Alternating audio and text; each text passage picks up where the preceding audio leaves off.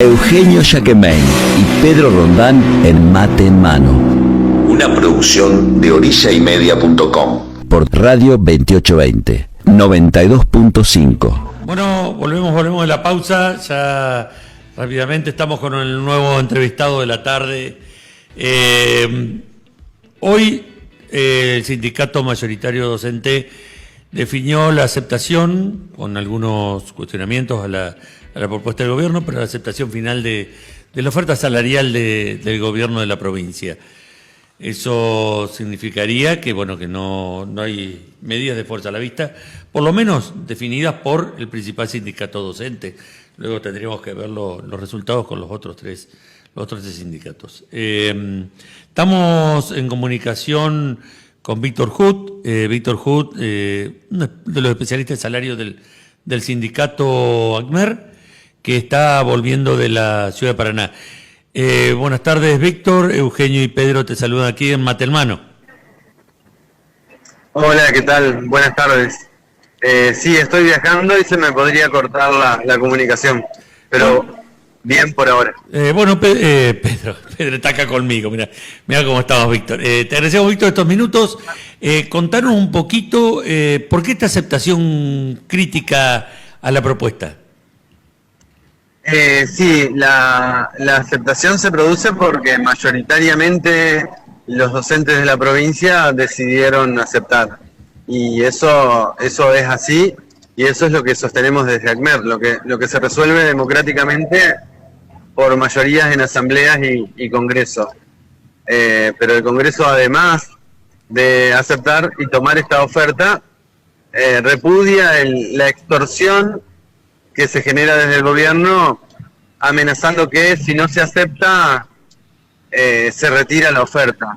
Que quizás esto es lo que movilizó a toda la docencia entrerriana a aceptar una oferta que claramente es empobrecedora para los meses que vienen.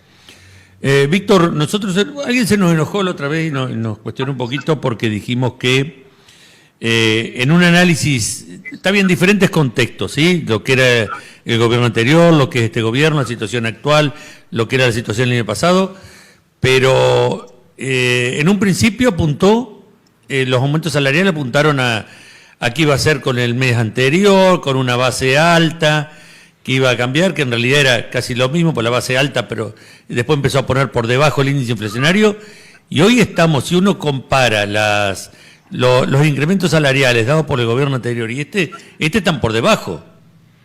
Sí, totalmente. Este gobierno amagó y defendió la idea de que cada aumento sea con respecto al mes anterior. El mes de enero. Por lo tanto, todos los números que escuchemos no son ciertos, son menores por ser Sí, se corta porque viene en la ruta, Víctor, así que... Sí. Víctor, ¿nos escucha? Sí, yo escucho bien. Sí. Repita lo último porque no se escuchó lo último que dijo. Sí, este gobierno anunció en su primer aumento que iba a ofrecer los aumentos con respecto al mes anterior y ya lo incumplió. Entonces ahora todos los números que escuchemos son mentira porque son con respecto al mes de enero. Víctor, usted dijo que el Congreso lo resolvió así. Se ve que no todos estaban de acuerdo con esto. No, pero fue una amplia mayoría y así que es la voz del Congreso. Y eso para nosotros es incuestionable. Ahora, sí. Sí, Víctor, también se plantea que va a haber, dentro de la propuesta del gobierno, que va a haber una revisión en el mes de julio del primer semestre. Al ritmo que vamos, tiro una cifra en el aire, corríjame por favor si me equivoco, pero estamos en un incremento salarial por debajo, un 20% por debajo de la inflación. Si se sigue así, el docente va a estar un 40% por debajo. ¿Y es factible que en julio se reúnan gobierno y sindicato y se diga, bueno, vamos a emparejar la inflación, hay un aumento extra del 40%? Y es muy difícil de creerlo. Yo creo que vamos a terminar con unos 30 puntos abajo más o menos de la inflación, de pérdida para nosotros, de deterioro del salario. Esto es un acuerdo hasta el mes de junio y en julio comenzará de nuevo la disputa, porque nosotros necesitamos disputarlo porque en esto nos va la vida. Hoy un docente inicial está ya por debajo de la línea de indigencia, no de pobreza. Hoy un maestro inicial y hasta los 10 años de antigüedad está por debajo de la línea de indigencia. Y bueno, en julio seguramente tendremos que retomar esta batalla que va a ser permanente. ¿Cuánto cobra un maestro que recién se inicia, Víctor? 340.000, un cargo testigo de 4 horas. Y la línea de indigencia es 373.000. O sea, no se podría decir, en la realidad indica que un maestro que hoy se inicia a trabajar es indigente. Sí, de acuerdo a su ingreso salarial está dentro de la indigencia. La familia que viva con ese sueldo es una familia indigente. Digo, y a veces se puede sumar otro sueldo en una casa, pero muchas veces no. Entonces estamos ante una tragedia. La situación es desesperante. Y digo, y en el medio de esto, esta extorsión de que si no se aceptaba la oferta, ni siquiera iba a venir este aumento, creo que eso es lo que movilizó a muchos a aceptar. Por eso repudiamos esta conducta extorsiva, que además es un anuncio del incumplimiento de la Constitución. Si el gobierno dispone de esta suma de dinero en su presupuesto para actualización de sueldos, tiene la obligación de pagarla sin importar lo que diga el sindicato, si acepta o rechaza. Pero ¿y qué pasó, Víctor, con las primeras fotos de este gobierno?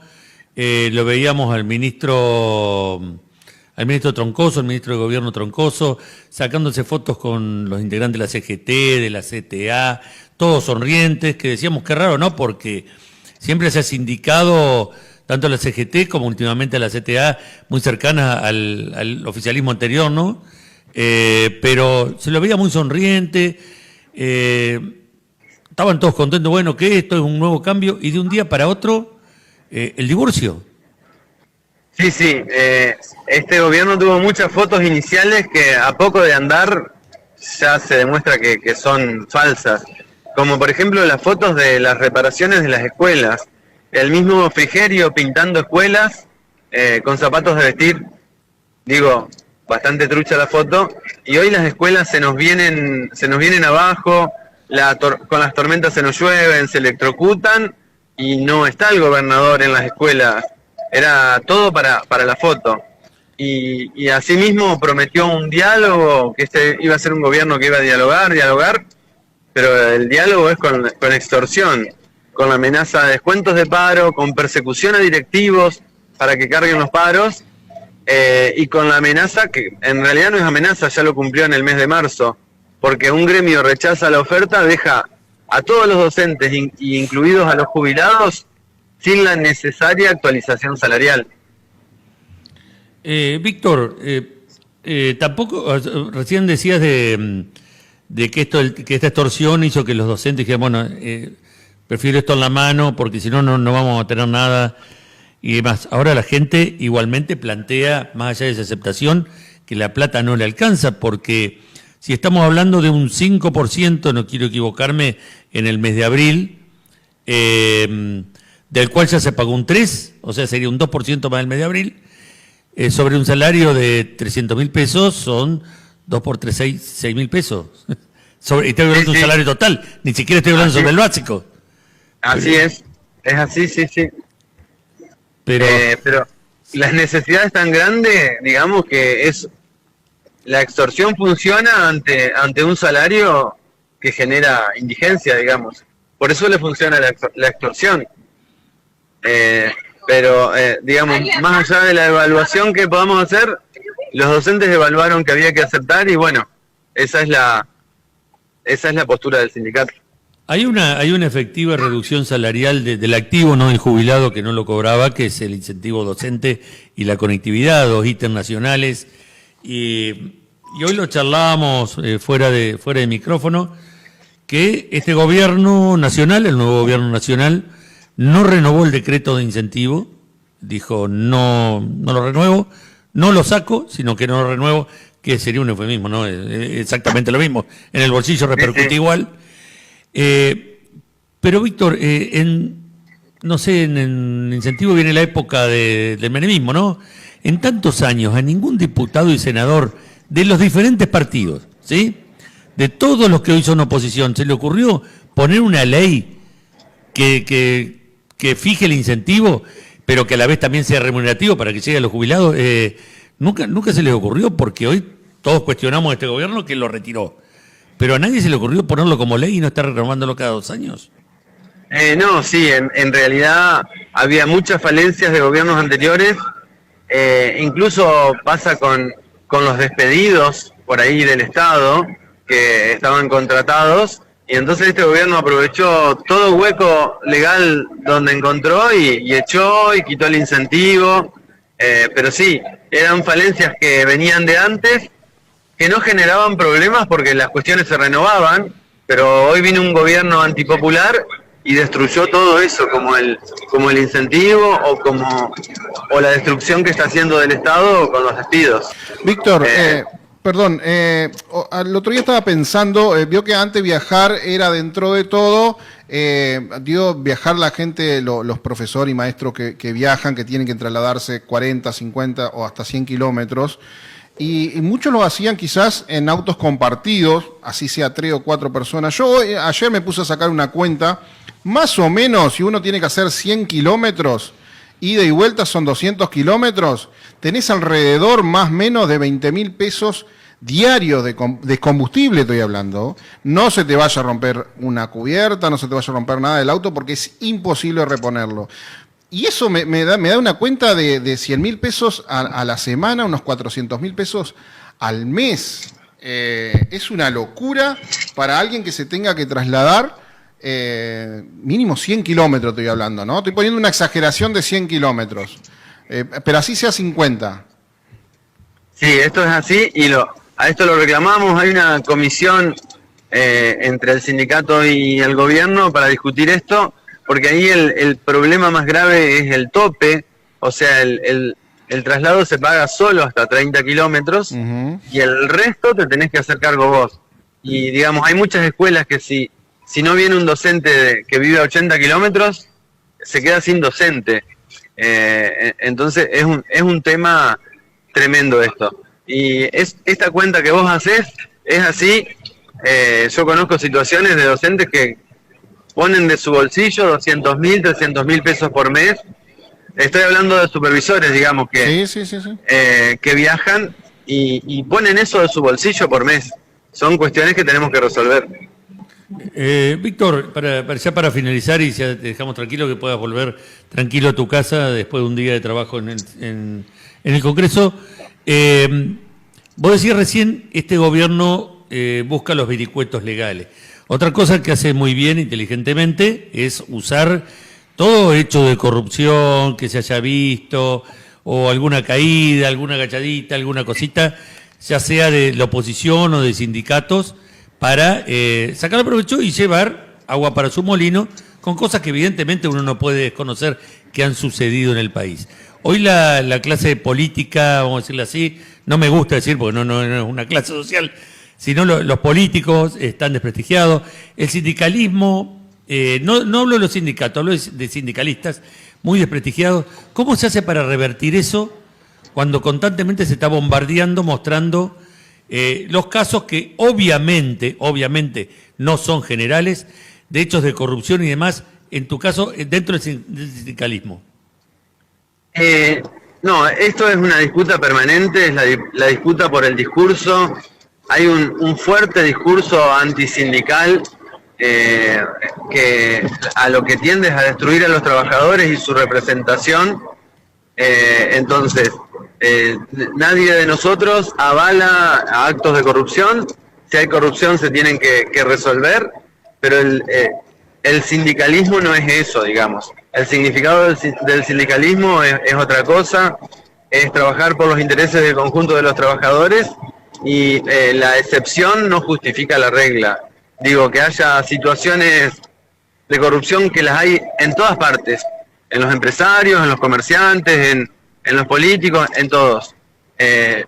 no tiene que ser usado con ese objetivo que es destruir a la representación de la clase trabajadora. Así que nosotros tranquilos, digamos, tenemos una vida expuesta donde no hemos cometido ningún acto de esos que se habla, así que no nos quita la confianza que tenemos en lo que hacemos. Víctor, te agradecemos un montón estos minutitos que estuviste con mate en mano y bueno, te convocamos ya con más tranquilidad desde tu casa con tu mate y nosotros con el nuestro acá, o si venís por el lado de Gualeguaychú, obviamente será recibido aquí en Radio 2820. Así que muchas gracias por esta participación de lo que es una noticia fresquita, la aceptación del ACNER de la propuesta salarial del gobierno. Sí, muy bien, gracias por la comunicación y que la vamos a necesitar mucho en estos tiempos que quedan, porque la sociedad tiene que conocer la situación que está viviendo la escuela pública toda, que hoy es tierra arrasada por las condiciones en las que trabajamos, y los trabajadores de la educación con un sueldo que nos ubica por debajo de la línea de la indigencia. Así que gracias por el espacio. Bueno, en esta lo que se llama una especie de batalla cultural y batalla mediática, cuenten con nosotros, Víctor, que con Pedrito no somos muy trabajadores últimamente, uno más ya que está jubilado, pero cuenten los trabajadores con nosotros que acá siempre van a tener un lugar. Muy bien, muchas gracias. Bueno, gracias.